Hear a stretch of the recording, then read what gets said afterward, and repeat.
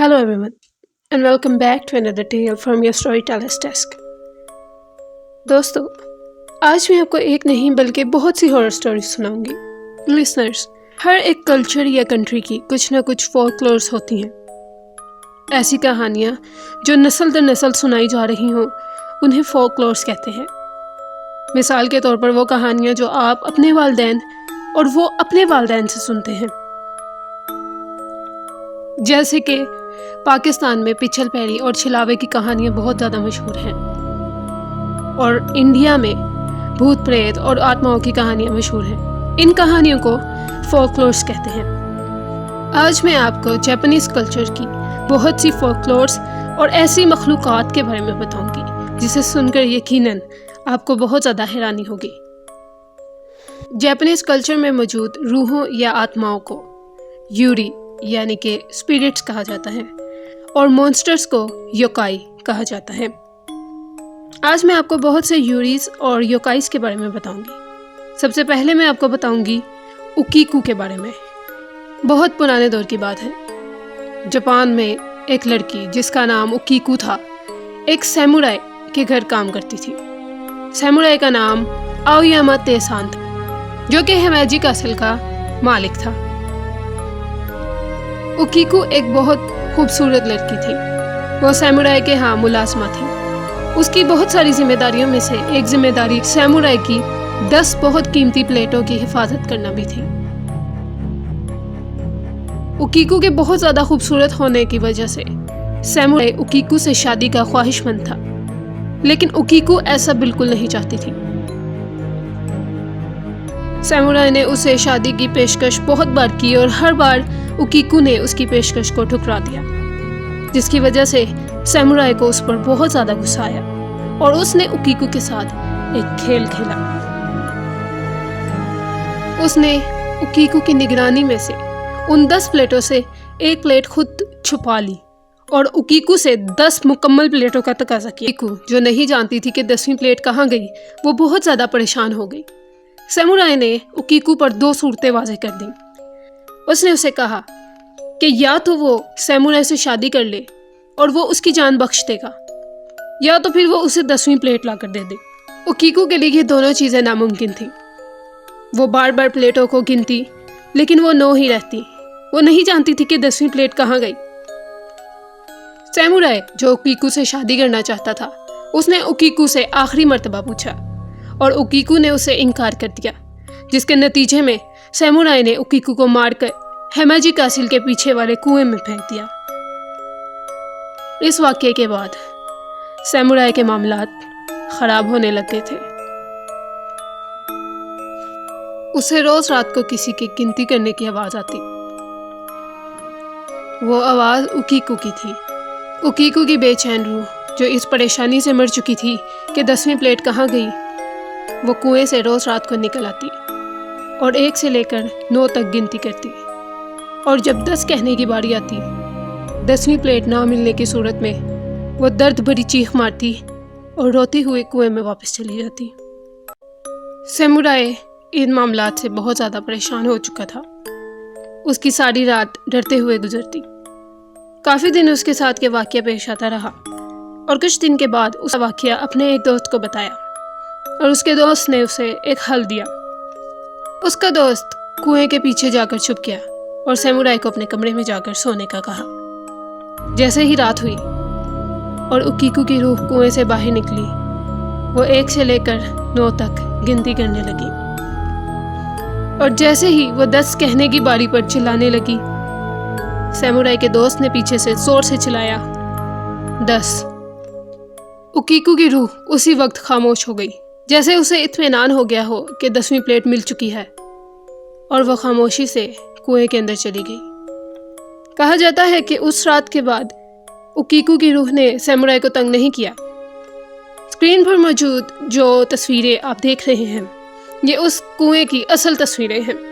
Japan में आज भी कहा जाता है कि इस कुएं से उकीकू की रूह बाहर निकलकर परेशान किया करती थी.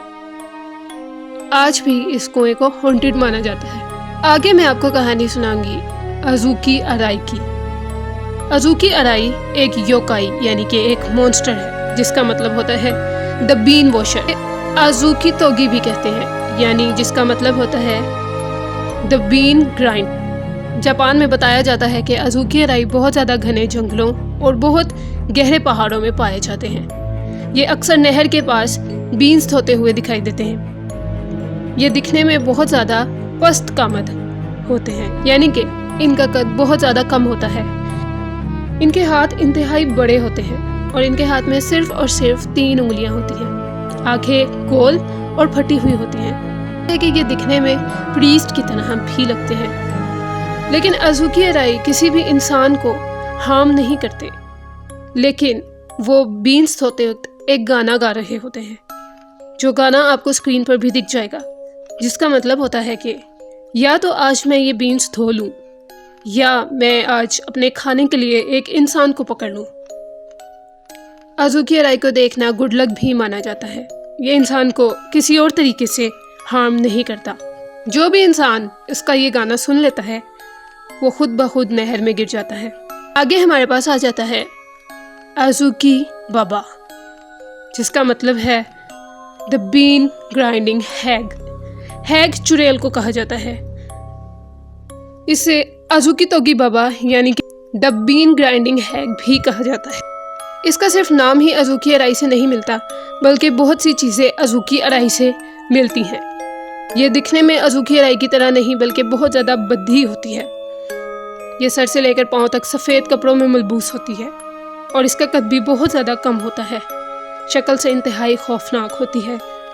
یہ بھی آزوکی ارائی کی طرح گانا گاتی ہے، لیکن ایک انتہائی بھدی آواز میں، اور یہ گانا اس وقت گاتی ہے جب یہ کسی انسان کو اپنے شکار کے لیے پکڑ رہی ہو۔ جاپان میں کہا جاتا ہے کہ اگر تمہیں کبھی آزوکی بابا کے گانے کی آواز آئے تو اسی وقت وہاں سے بھاگ جاؤ۔ اگر تم فوراً وہاں سے نہ بھاگے تو کبھی بھی بھاگنے کے قابل نہیں بچو گے۔ آزوکی بابا کی ایک خاصیت ہے جو اس کے لیے بہت زیادہ فائدہ مند ہو سکتی ہے، لیکن ہمارے لیے بالکل نہیں، کیونکہ وہ آزوکی ارائی کی شکل اختیار کر لیتی ہے۔ کیونکہ آزوکی ارائی کسی بھی انسان کو نقصان نہیں پہنچاتا، وہ آزوکی ارائی کی شکل دھار لیتی ہے تاکہ کوئی انسان اس سے ڈرے نہیں اور وہ اس انسان کا شکار آسانی سے کر سکے۔ یہ صرف اور صرف ٹوائلائٹس پر دکھائی دیتی ہے۔ ٹوائلائٹس اس وقت کو کہتے ہیں جو وقت دن اور رات کے درمیان کا وقت ہوتا ہے، یعنی کہ سورج غروب ہونے کا وقت یا سورج طلوع ہونے کا وقت، اور انہیں بہت زیادہ بارش کی راتوں میں بھی دیکھا جاتا ہے۔ کہا جاتا ہے کہ یہ جاپان کے شمالی جنگلوں میں پائی جاتی ہیں، اور جاپان میں یہ بھی کہا جاتا ہے کہ یہ بچوں کی کہانیوں میں موجود صرف اور صرف ایک ایسی کردار ہے جو بچوں کو برے کام کرنے سے روکنے کے لیے بنائی گئی تھی۔ اگلی کہانی کی طرف بڑھنے سے پہلے اگر آپ اس ویڈیو کو انجوائے کر رہے ہیں تو اس ویڈیو کو لائک کر لیں اور چینل کو سبسکرائب کر لیں تاکہ آپ اس چینل پر اس طرح کی اور مزید ہارر سٹوریز سن سکیں۔ چلتے ہیں اپنی اگلی کہانی اور ایک خوفناک مخلوق کی طرف، جس کا نام ہے روکو روکو بی، جس کا مطلب ہوتا ہے پلے نیک، جسے آپ آسان الفاظ میں لمبی گردن والی بھی کہہ سکتے ہیں۔ دکھنے میں یہ ایک عام عورت کی طرح ہوتی ہیں، لیکن رات کے وقت یہ ایک یوکائی یعنی کہ ایک مونسٹر میں تبدیل ہو جاتی ہیں۔ یوکائی میں تبدیل ہونے کے بعد ان کی گردن بہت زیادہ لمبی ہو جاتی ہے اور اس کا سر جتنا دور جانا چاہے جسم سے جا سکتا ہے، یعنی کہ ایک عورت اگر رات کے وقت سو رہی ہے، اس کا سر اس کے گھر سے باہر فلوٹ کر رہا ہے، وہ سر ہوا میں تیرتا ہوا لوگوں کے گھروں کے اندر جا کر ان کے دیوں کا تیل پی لیتا ہے، راستے میں سے چھوٹے جانوروں کو بھی کھاتا ہے اور رات کے وقت دیر آنے جانے والے لوگوں کو ڈرایا کرتا ہے۔ روکو بی کیا ہے اور یہ کیسے وجود میں آئی؟ جاپانیز کلچر سے ایک واقعہ ملتا ہے جس میں پتہ چلتا ہے کہ روکو روکو بی بہت پرانا ایک یوکائی ہے۔ ایک دفعہ کا ذکر ہے، ایک آدمی جس کے گھر بہت ساری ملازمہ کام کیا کرتی تھی، وہ مالک مکان تھا۔ وہ ایک بات سے بہت زیادہ پریشان تھا کہ اس کے دیے کا تیل دن بہ دن کم سے کم ہوتا جا رہا تھا۔ وہ اس بات پر بہت زیادہ پریشان تھا کہ تیل آخرکار جا کہاں رہا ہے۔ اسے روکو روکو بی کے بارے میں پتہ تھا۔ اسے شک ہوا کہ ہو سکتا ہے اس کی ملازموں میں سے کوئی ایک روکو روکو بی ہو جو رات کے وقت اس کے دیے کا تیل چاٹ جاتی ہو۔ لہٰذا اس نے رات کو اپنی ملازموں کے کمرے کے اندر جا کر جھانکا تو جو منظر اس نے دیکھا اسے یقین آ گیا کہ روکو روکو بی سچ میں ایگزسٹ کرتی ہے۔ اس نے دیکھا کہ اس کی ایک ملازمہ کی گردن انتہائی لمبی ہو کر اس کا سر ہوا میں تیر رہا ہے۔ وہ سمجھ گیا کہ اس کی وہ ملازمہ روکو روکو بی تھی۔ جیسے ہی صبح ہوئی اس نے اس لڑکی کو کام سے نکال دیا۔ وہ لڑکی جہاں پر بھی کام کرنے کے لیے جایا کرتی تھی اسے کام سے نکال دیتے تھے۔ وہ بہت زیادہ پریشان تھی کہ اسے کہیں پر بھی کام کیوں نہیں مل رہا، لیکن وہ نہیں جانتی تھی کہ وہ ایک یوکائی ہے، کیونکہ جس وقت وہ یوکائی بن جاتی تھی اس وقت وہ خود سوئی ہوتی تھی اور وہ خوفناک منظر صرف لوگ ہی دیکھتے تھے۔ روکو روکو بی کے بعد آ جاتی ہے نوکیکو بی۔ یہ بھی روکو روکو بی کی ایک قسم ہی ہے، لیکن اس میں اور روکو روکو بی میں ایک بہت بڑا فرق ہے، اور وہ فرق یہ ہے کہ روکو روکو بی کی گردن انتہائی لمبی ہو جاتی تھی، نوکیکو بی کی گردن لمبی نہیں ہوتی، لیکن اس کا سر ہوا میں تیرتا ہے، یعنی کہ اس کی گردن اس کے جسم کے ساتھ ہی رہتی ہے اور اس کا سر ہوا میں تیرتا ہے۔ اس کا وجود ایک کمرے کے اندر پڑا ہوتا ہے اور اس کا سر باہر ہوا میں تیر رہا ہوتا ہے۔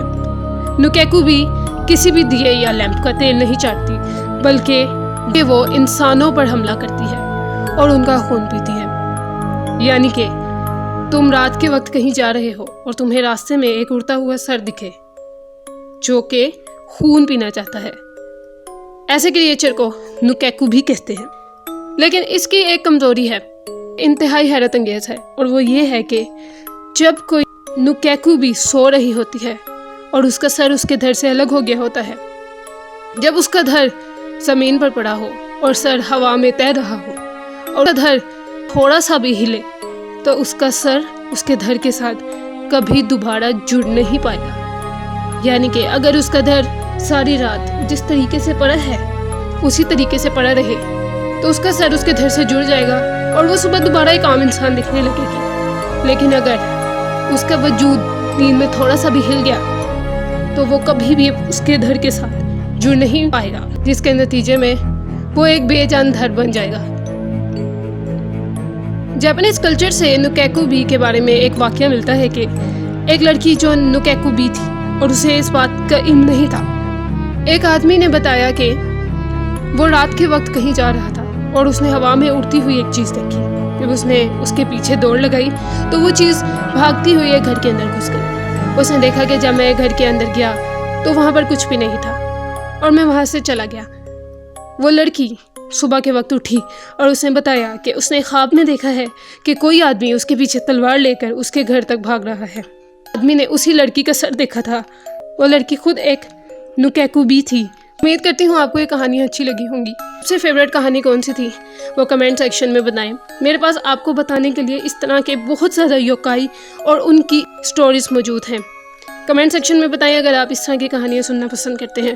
میں اپنے چینل پر خود کی لکھی ہوئی ہارر سٹوریز بھی سناتی ہوں، میں ان کے لنک ڈسکرپشن باکس میں بھی ڈال دوں گی۔ اگر آپ اس طرح کی کہانیاں سننا پسند کرتے ہیں تو اس چینل کو سبسکرائب کر لیں اور ویڈیو کو لائک کرنا نہ بھولیں۔ Stay tuned for part 2 on yokais and yuris. Thank you everyone.